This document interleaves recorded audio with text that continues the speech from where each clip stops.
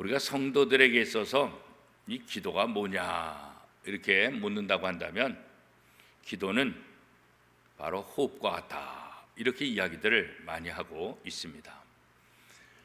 왜냐하면 기도는 하나님과 연결되는 것이고 우리가 하나님과 연결되어야 하나님의 힘을 공급받아야 우리가 살 수 있기 때문에 기도는 호흡과 같다 그렇게 이제 이야기들을 많이 하고 있죠. 특별히 어려움을 만났을 때 내가 생각하지도 못했던 그런 악한 일들을 만났을 때 우리는 어떻게 기도할 수 있을까? 기도한다는 것은 굉장히 중요하지만 무조건 맹목적으로 기도하는 것이 아니라 하나님께서 원하시는 기도가 무엇인가? 하나님께서 어떻게 우리가 기도하기를 바라실까? 그것을 안다고 한다면 우리의 기도가 더 능력 있고 힘 있고 또 영향력을 발휘할 수 있는 기도가 될 수 있을 거예요. 제일 안타까운 것은 열심히 했는데 아무런 결과를 못 얻는 것, 그죠? 이게 제일 참 답답해. 차라리 안 하고 못 얻으면 괜찮은데 열심히 했는데 아무것도 못 얻어. 이건 더 마음이 아프잖아요. 예. 이럴 걸 내가 뭐하러 했을까, 그렇잖아요. 예? 아니 어차피 못 얻을 거 내가 뭐하러 시간 낭비하고 이거 왜 내가 허튼 짓을 했지? 그런 생각을 하게 되잖아요. 우리 신앙생활 하면서 기도가 자칫하면 그렇게 될 수 있어요. 누구보다도 기도 열심히 하는데 누구보다도 기도 잘하는데 왜 나는 기도에 대한 응답이 없고 기도에 대한 능력들을 경험하지 못할까? 차라리 기도 안 하는 게 더 낫지 않냐? 이렇게 이제 생각할 때가 있을 수 있다는 거죠. 자, 오늘 본문에 보면 다윗이 악한 일들, 악한 사람들을 만난 상황 속에서 다윗은 어떠한 자세를 가지고 하나님 앞에 나와서 기도하는가, 이 부분에 대해서 잘 설명을 해주고 있어요. 다윗은 악한 일을 만났을 때 어떻게 하냐? 1절 말씀 우리 먼저 같이 한번 읽어보겠습니다. 1절입니다. 내 여호와여, 내가 주를 불러싸우니 속히 내게 오시옵소서. 내가 주께 부르짖을 때 내 음성의 귀를 기울이소서. 그러니까 다윗이 여러 가지 문제가 생길 때 가장 먼저 하는 것은 하나님 앞에 나가 기도하는 거예요. 모세가 그랬듯이 모세도 어떤 어려움을 만나든지 모세가 가장 먼저 한 일은 다른 것 아니에요. 하나님 앞에 나가 기도하는 것, 그게 모세에게 있어서 가장 우선순위예요. 다윗도 지나간 삶을 통해서 하나님이 내게 힘이 되고 하나님이 내게 능력이 된다는 것을 알아요. 그래서 정말 아무것도 할 수 없을 때 다윗에게 있어서 가장 중요한 것은 뭐냐? 하나님 앞에 나가 기도하는 거다. 오늘 본문에 보면 빈손 들고 기도한다, 그렇게 이제 이야기를 하고 있어요. 그죠? 나의 손을 두고. 2절 말씀 같이 한번 읽어보겠습니다. 시작. 나의 기도가 주의 앞에 분향함과 같이 되며 나의 손 드는 것이 저녁 제사 같이 되게 하소서. 그러니까 빈손을 들고 하나님 앞에 나가 기도하는 것, 마치 뭐와 같냐? 저녁 제사 때 태워진 향이 이 연기가 하늘로 올라가는 것과 같았다, 그렇게 말하는 거예요.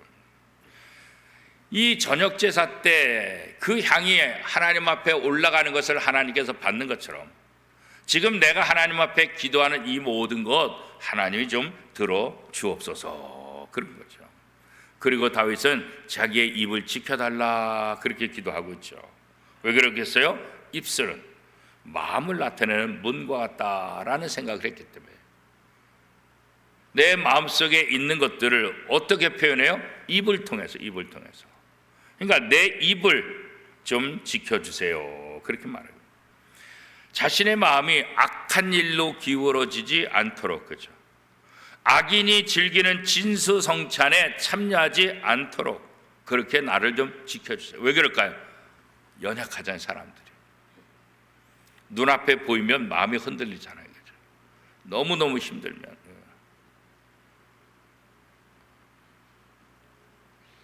그렇기 때문에 내 의지하고 상관없이 내게 있는 고통과 어려움이 내 의지를 꺾어버리고 본능적으로 행동할 수가 있다고. 그러니까 내 본능적으로 악한 일에 참여하거나 잘못된 길로 가지 않도록 하나님 내 입을 지켜주시고 나를 지켜주세요. 그렇게 기도하고 있는 거예요. 그러니까 이렇게 극심한 어려움 상태 속에서 다윗은 오직 하나님께 간절히 기도하는 그 길을 선택하고 있다는 거예요. 그죠? 자신의 입에 파수꾼을 세워서 나를 지켜달라. 그죠? 왜? 나를 못 믿으니까. 그죠? 나도 나를 못 믿는데. 나도 나를 못 믿잖아요. 상황 앞에서 어떻게 내가 변질될지 나도 나를 모르는 거예요. 그러니까 다윗은 하나님 앞에 하나님 내 입술에 파수꾼을 세우셨어요. 하나님 좀 지켜주시옵소서 그렇게 말하는 거예요. 그렇죠? 다윗이 이렇게 기도할 수 있었던 것은 어떤 의미에서 이렇게 기도할 수 있었을까요? 하나님은 하나님의 자녀들, 성도들의 마음을 강하게 하신다. 이거 알고 있는 거예요. 그렇죠? 악에 물들지 않도록 도우시는 하나님이시다. 이거 알고 있었던 거예요. 그렇죠? 악으로부터 마음을 지키신 그 하나님의 도움을 받아야만 내가 악한 길로 가지도 않고 악한 일에 연루되지도 않을 것이다. 그래서 하나님 앞에 다윗은 간절하게 기도하고 있는 거예요. 예수님도 그러셨잖아요. 예수님도 이 땅에 사시는 동안, 이 공생의 삶을 사는 동안 언제나 하나님 앞에 기도하는 그런 모습들을 우리에게 보이셨잖아요. 때때로 연약한 모습 속에서, 때때로 지치고 힘든 그런 상황 속에서, 그죠? 예수님도 인간의 몸을 입고 이 땅에 사셨기 때문에 인간의 고통, 인간의 아픔, 인간의 약함, 이 모든 것을 다 알고 계시잖아요. 다 알고 계시죠. 온몸으로 다 경험하셨잖아요. 그죠? 그래서 예수님은 우리 연약함을 다 아시는 거예요. 물론 하나님이 우리의 모든 것들을 다 아신다, 우리가 이렇게 얘기하잖아요. 그런데 우리 마음속에는 어떤 생각이 되냐면 하나님은 영이시니까, 하나님이 우리 안다 그래도 우리가 이렇게 육체적으로 고통당하는 거, 우리가 이렇게 폭염 속에 고통당하는 거, 우리가 여러 가지 힘들고 아픈 상황 속에서 내가 어려움 당하는 거, 그거 진짜 하나님이 아실까? 하나님은 육체도 없으신데, 하나님은 여기신데 말로만 위로하고 말로만 그러고 실제로 우리의 고통을 모르실 거야, 이렇게 생각할 수 있다고. 그래서 하나님이 인간의 몸을 입고 이 땅에 오신 거예요. 우리와 똑같은 몸을 입고 이 땅에 오셔서 똑같이 고통당하셨다. 인간이 당하는 모든 제한 그대로 다 갖고 계셨다고. 이런 예수 그리스도의 모습을 통해서 예수님은 누구보다도 우리의 아픔을 너무나 잘 아시는 분이다. 그래서 우리를 정말 잘 도우실 수 있는 분이다. 이렇게 성경은 기록하고 있어요. 히브리서 4장 15절 말씀에 보면 이렇게 말씀하고 있어요. 우리에게 있는 대제사장은 우리의 연약함을 동정하지 못하실 리가 아니요 모든 일에 우리와 똑같이 시험을 받으신 이로되 죄는 없으시니라. 자, 히브리서는 누가 썼는지 모르지만 이 히브리서가 신약 성경 정경화 작업에 있어서 신약 성경에 들어갈 수 있었던 이유는 다른 것 아니에요. 저자는 모르지만, 누가 썼는지 모르지만 예수님에 대해서 가장 탁월하게 설명한 책이 바로 히브리서라는 거예요. 그 중에 표현 하나가 뭐냐면 예수님을 대제사장으로 표현하고 있다는 거예요. 자, 구약에서 대제사장은 어떤 역할을 하는 거예요? 제사장들이 많이 있고 대제사장이 있어요. 이 대제사장 역할이 제일 중요해요. 이것은 뭐냐면 1년에 한 번씩 속죄일에 이스라엘 백성들의 모든 죄를 짊어지고 지성소에 들어가서 모든 이스라엘 백성들의 죄를 탕감받는 거예요. 용서함 받는 거예요. 이 지성소는 일반 제사장은 들어갈 수 없어요. 대제사장만 들어가요. 그러니까 대제사장만 모든 백성들의 죄를 다 탕감받을 수 있는, 다 용서함 받을 수 있는 그런 역할을 하는 게 대제사장이에요. 근데 예수님 시대에 와서 이 대제사장들이 굉장히 많아져요.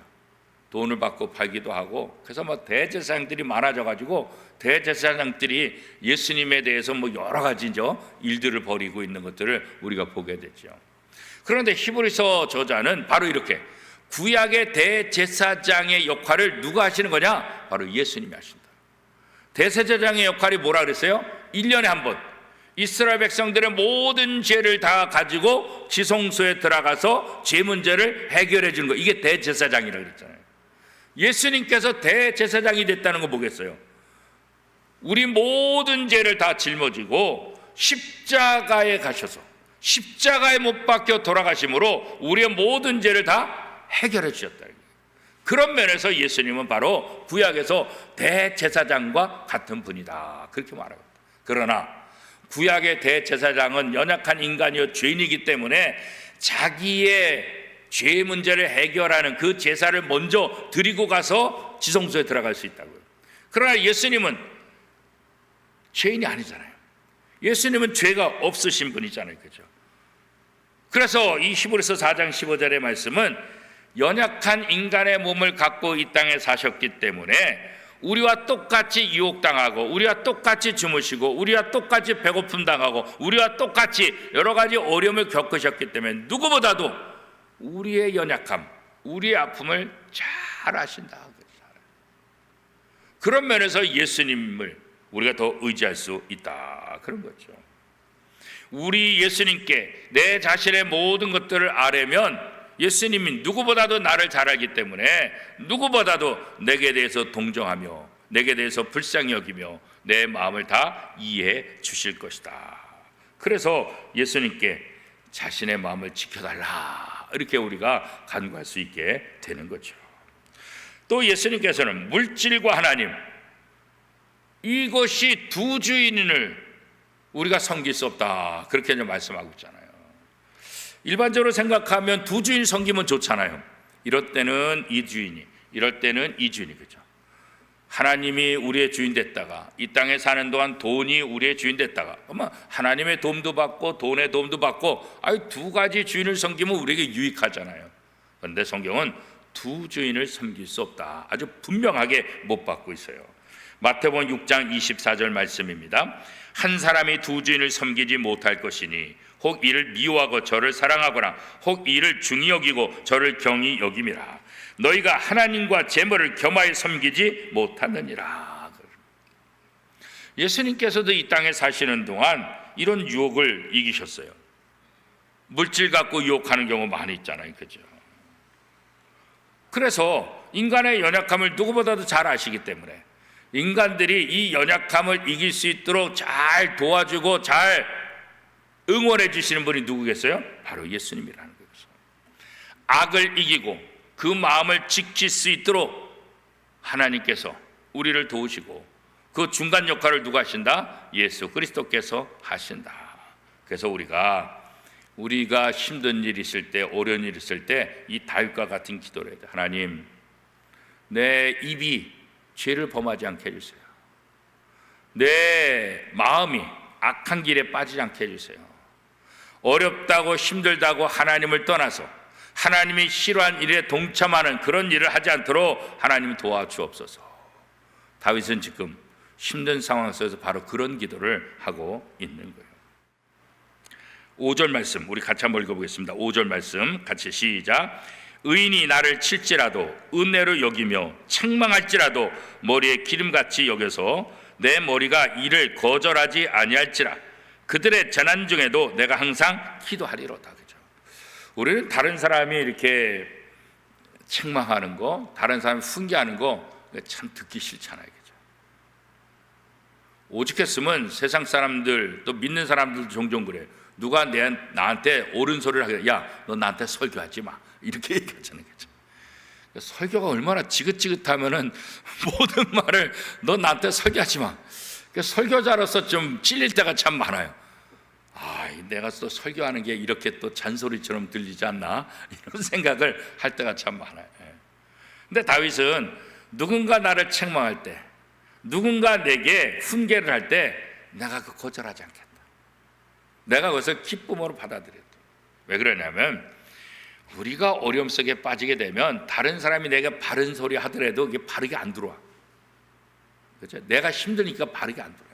평상시에는 그렇구나, 고마워요, 이렇게 말할 수 있는데 지금 내가 힘들면은 그 말이 비수처럼 꽂혀. 나를 갖다가 괴롭히는 거야? 나를 뭘로 보는 거야? 나를 우습게 여기는 거야?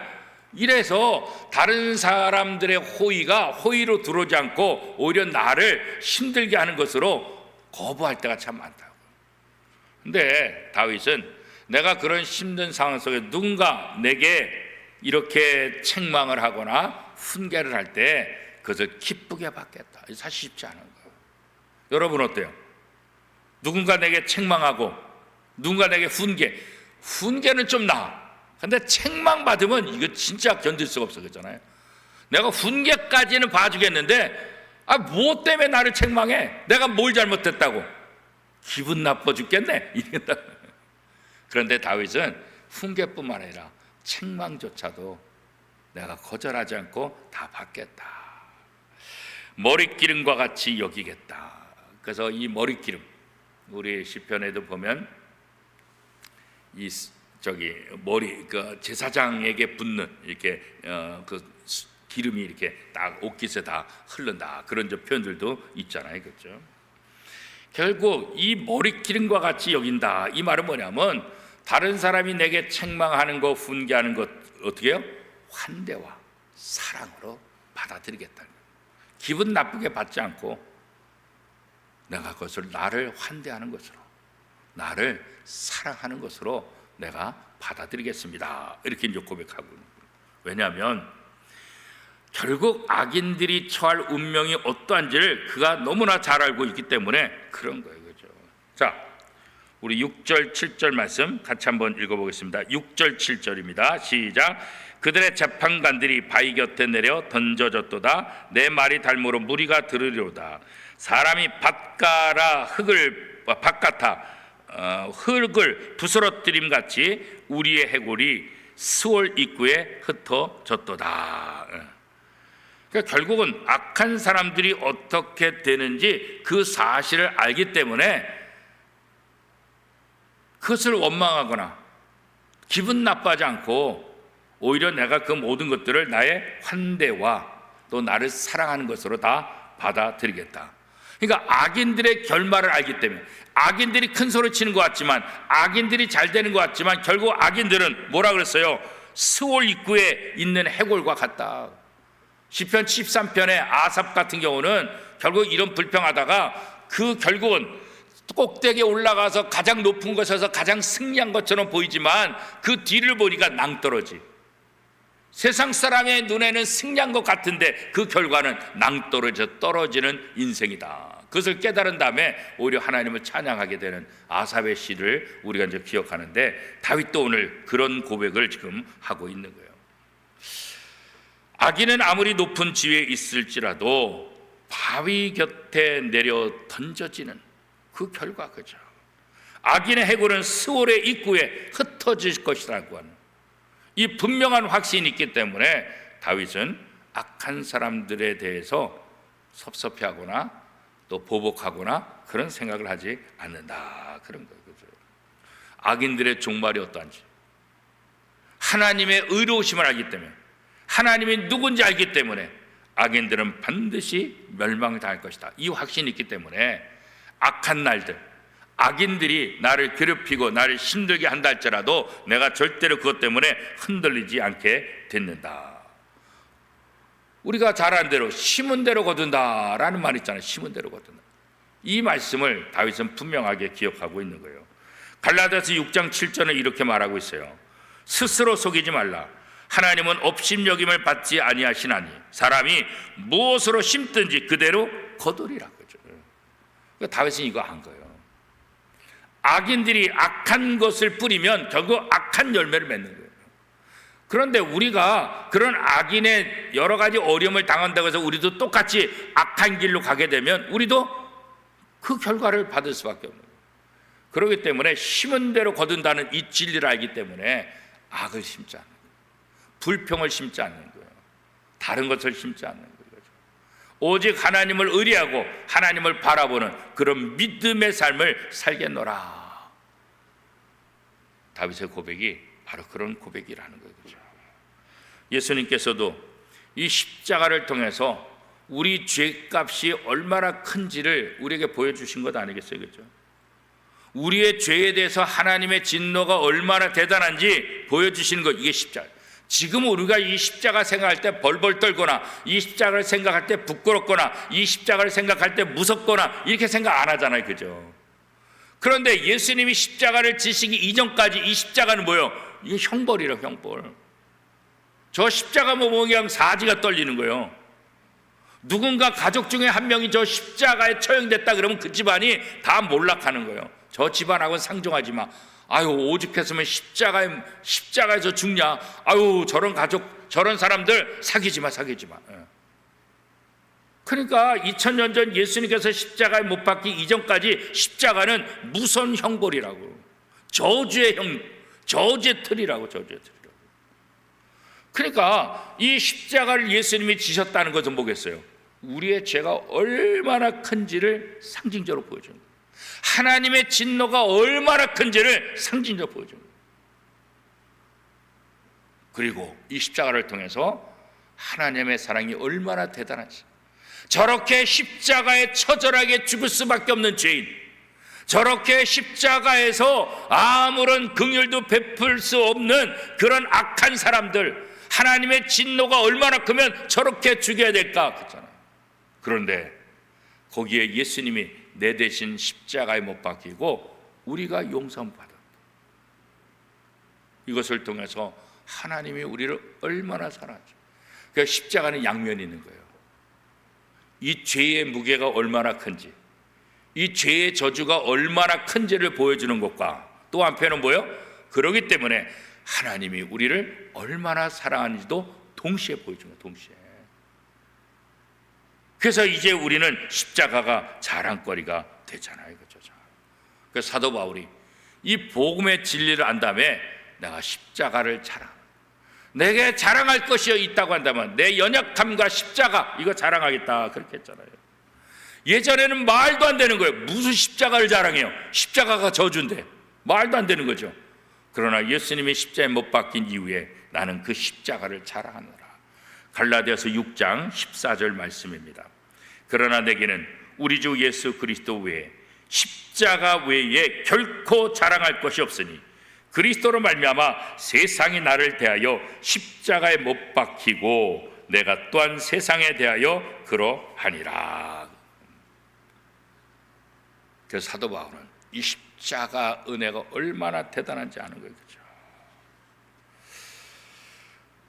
하나님의 사랑, 하나님의 은혜를 모르면 우리가 하나님 앞에 나가기가 참 힘들어요. 그렇죠? 인간의 죄의 대가로 자신의 독생자 예수 그리스도를 내어주신 그 하나님의 사랑. 그래서 우리가 어떤 어려움 속에 있다 할지라도 저 십자가를 바라보면 위로가 되는 거예요. 그래서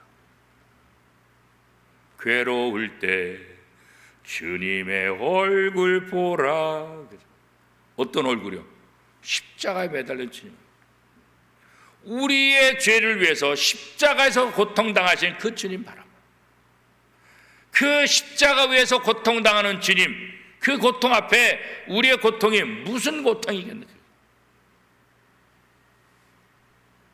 다윗이 지금 악한 자들로 인해서 여러 가지 어려움을 당하고 괴롭힘을 당하고 너무나 힘든 이 순간에 불평하고 원망하는 것이 아니라 오히려 하나님께 도움을 요구하는, 하나님이 내 문제를 해결하시고 하나님이 이 상황을 너무나 잘 하시고 하나님은 의로운 분이시고 하나님은 하나님의 자녀들을 지키시고 보호하시는 사랑의 하나님이라는 것을 알기 때문에 하나님 앞에 나가 기도한다 이렇게 고백하고 있는 거죠.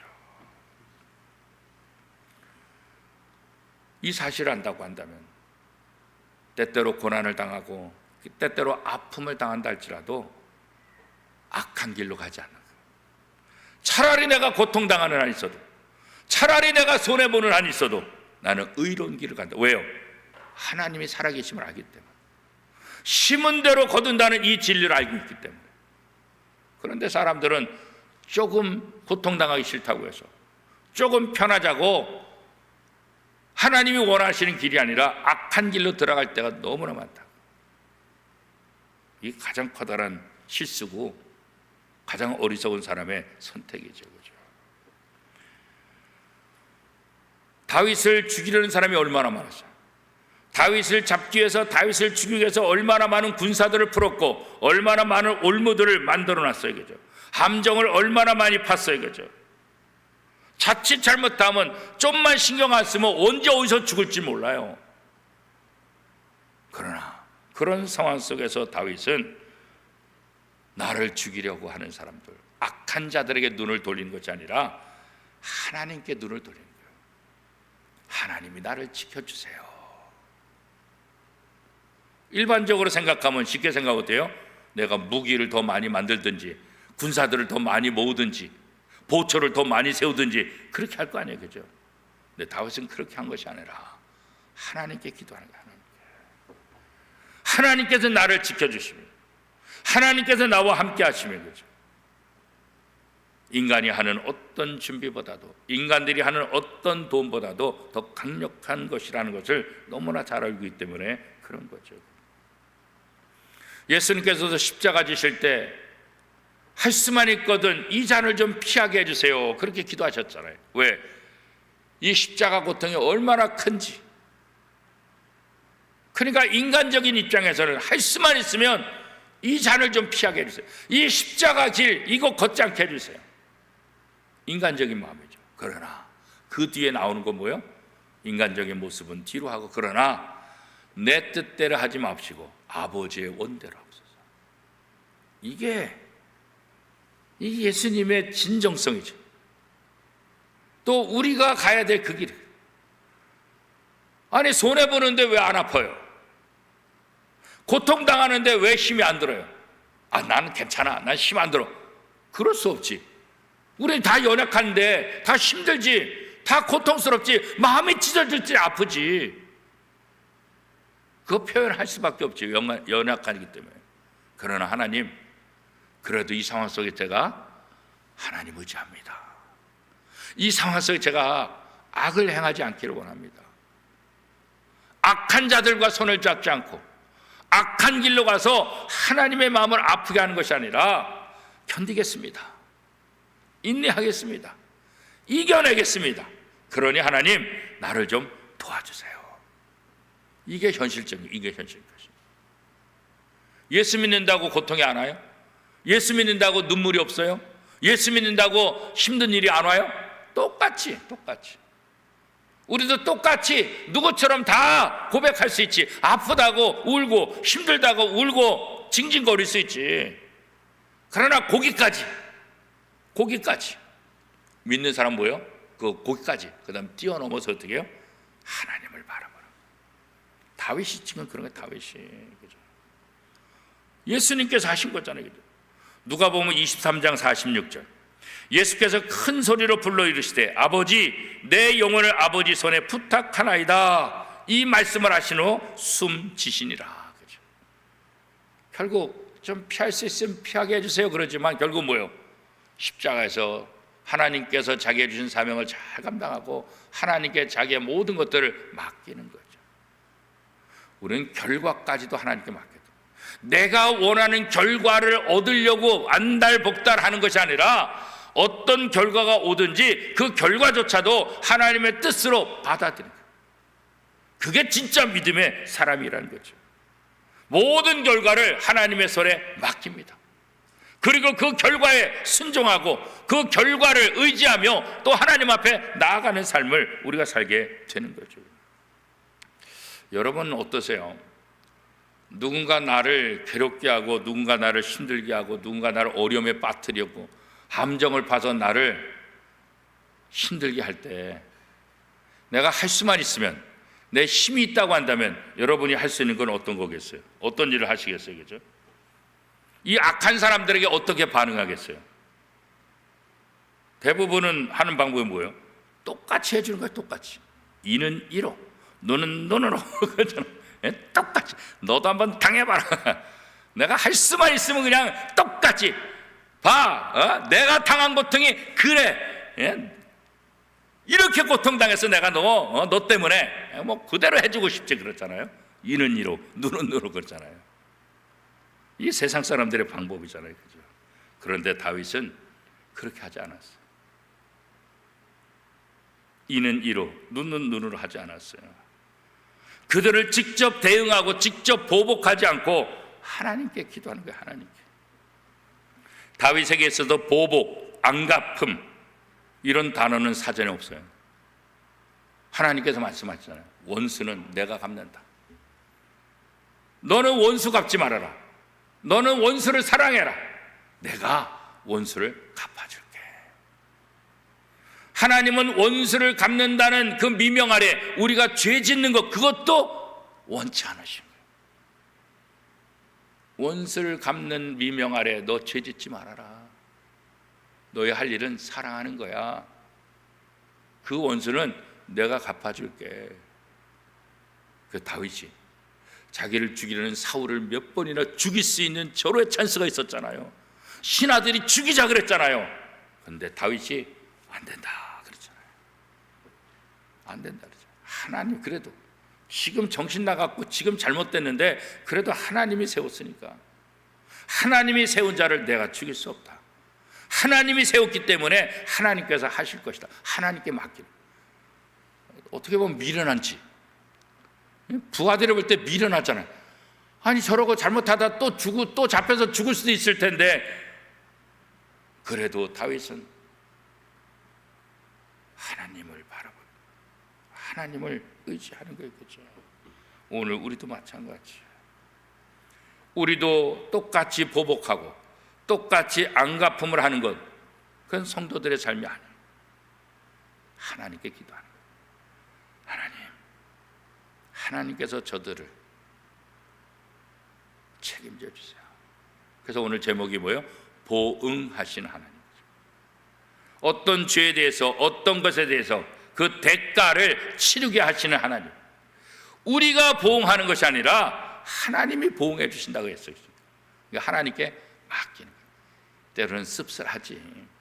내가 보복해야 좀 통쾌하고 내가 해야 시원하다 이렇게 될 텐데, 그렇잖아요. 그죠?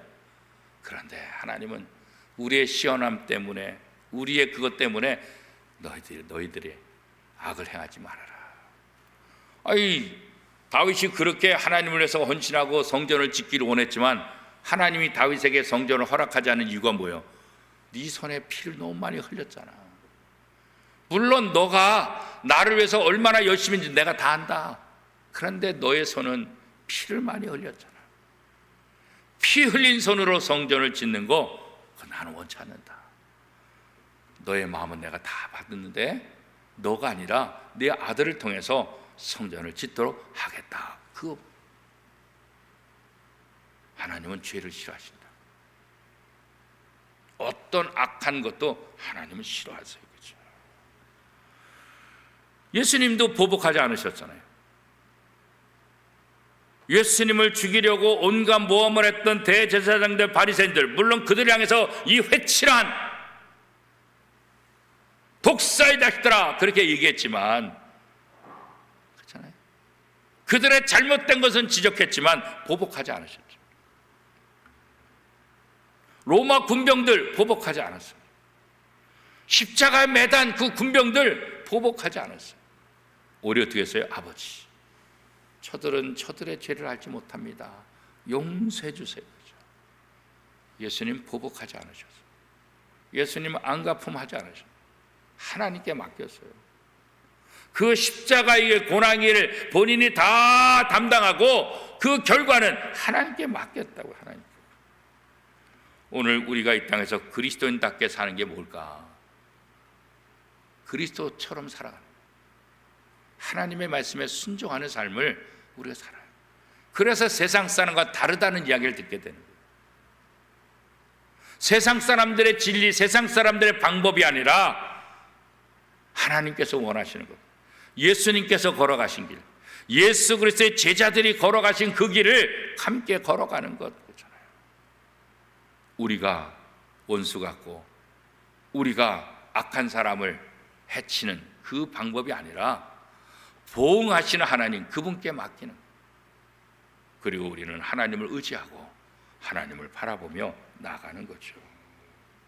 베드로전서 2장 23절에 보면 욕을 당하시되 맞대어 욕하지 아니하시고 고난을 당하시되 위협하지 아니하시고 오직 공의로 심판하시는 이에게 부탁하시며, 그죠? 십자가에 못 박혀 돌아가신 예수님께서 억울하다고 그렇게 변명하거나 예수님 십자가에 못 박은 사람들을 위협하지 않았다 그렇게 말하고 있습니다. 악한 일을 만날 때 우리가 해야 될 가장 중요한 일은 뭐겠어요? 기도하는 거예요. 누구한테 기도하는 거예요? 전능하신 하나님, 우리의 모든 것을 다 아시는 하나님 앞에 기도하는 거예요. 그 하나님은 어떤 하나님이에요? 공의로우신 하나님.